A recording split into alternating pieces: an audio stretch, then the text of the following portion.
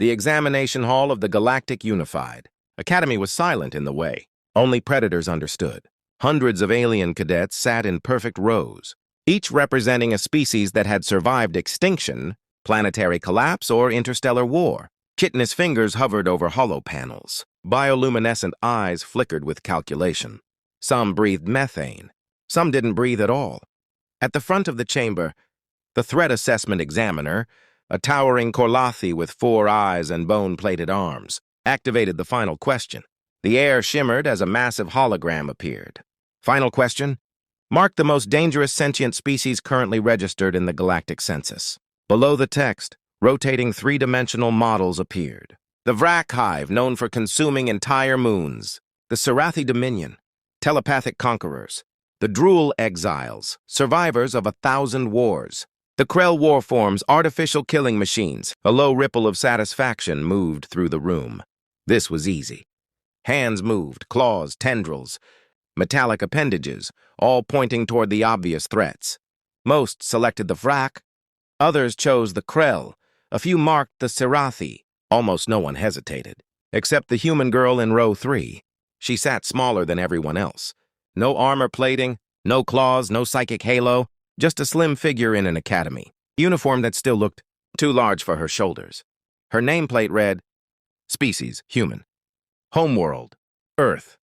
Designation, Civilian Exchange Cadet. She studied the holograms quietly, head tilted. Then she did something no one else did. She scrolled. The list expanded. More species appeared, less infamous, less feared.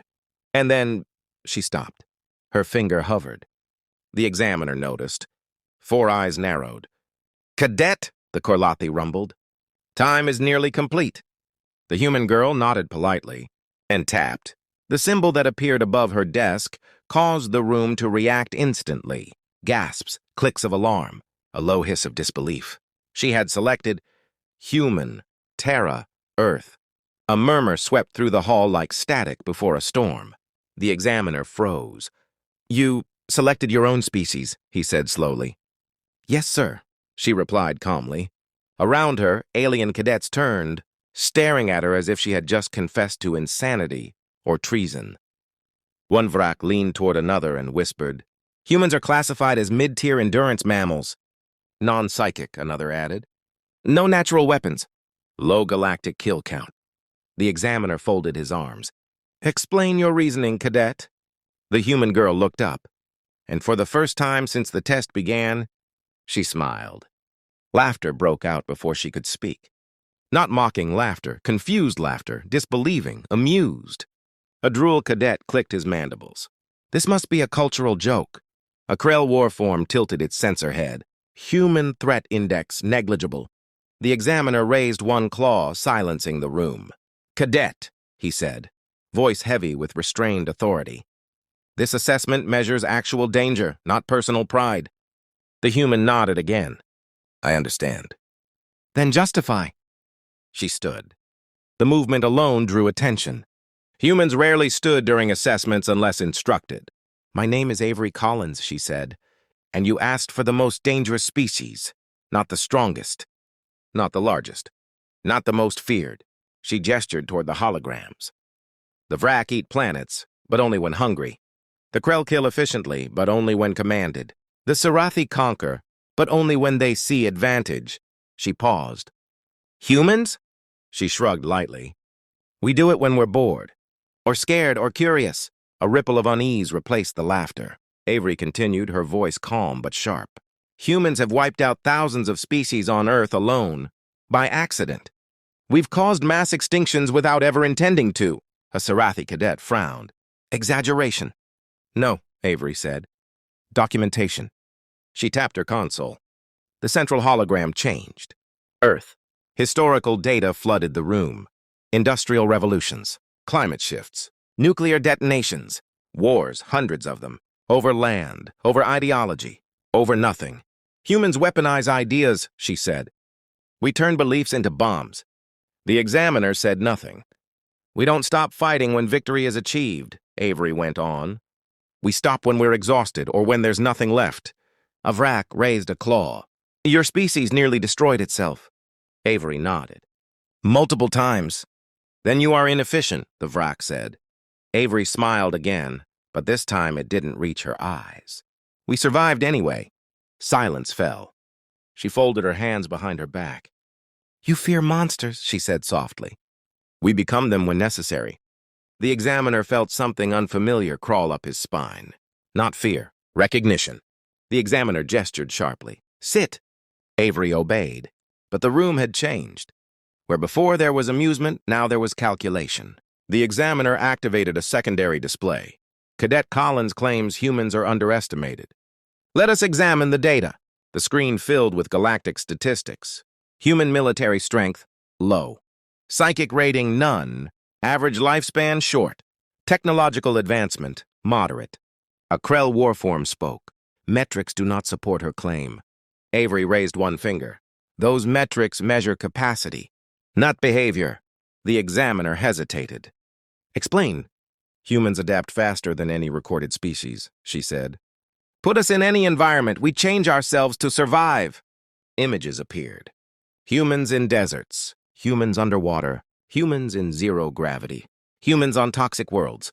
We modify our bodies, our minds, our children. The Sarathi whispered among themselves. We fight asymmetrically, Avery continued. If we can't win, we make sure no one else does. The room grew cold. And when we lose? She exhaled. We remember. The examiner's claws tightened. Your species lacks unity, he countered. You fight each other more than outsiders. Yes, Avery agreed.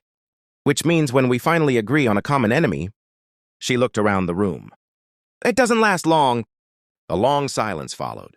The examiner reviewed hidden archives, sealed records most cadets never saw, human conflicts labeled contained, incidents where humans were advised not to be antagonized, notes from galactic councils, avoid existential pressure. The data Avery described was there. They had simply never shown it to students. Why teach us this? Adrul asked. The examiner answered quietly. Because she marked the correct answer. All eyes snapped to Avery. Her expression didn't change. The examiner turned back to the hall. This exam, he said slowly, was not about memorization. The lights dimmed. It was about perception. New text appeared. Secondary evaluation activated. Alarm rippled through the cadets. This class, the examiner continued, exists to identify future threats before they arise. His gaze fixed on Avery. Cadet Collins recognized the pattern. The hologram shifted again, showing simulated futures. In every scenario where humans were cornered, restricted, or dominated, the outcome was the same: escalation, innovation, unpredictable retaliation. Humans are not the strongest, the examiner said. They are not the smartest. Avery looked down. They are the most persistent. The examiner turned to her. Why did you choose your species? Avery thought for a moment. Because danger isn't about what you can do at your best, she said. It's about what you're willing to do at your worst. Silence. Then the examiner did something unprecedented. He bowed his head slightly. This concludes the examination. The room erupted. Questions, shouting, fear. Avery remained seated. She already knew something the others were just beginning to understand. This test hadn't been about ranking species. It had been about identifying the one no one should ever push too far. Later, as cadets filed out in uneasy silence, the examiner approached row 3. Cadet Collins, he said. Your evaluation score exceeds academy limits. She looked up. Is that bad? No, he replied. It's concerning. She smiled faintly. What happens now? You will be reassigned, he said. Advanced threat modeling. Strategic deterrence. Avery nodded. Of course. As she stood, a nearby cadet whispered, Are humans really that dangerous? Avery paused. She thought of Earth, of history, of survival. Then she answered honestly, Only if you give us a reason. She walked out. Behind her, the exam hall felt smaller. Row 3 sat empty.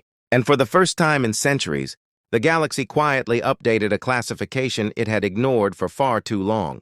Most dangerous species. Humanity.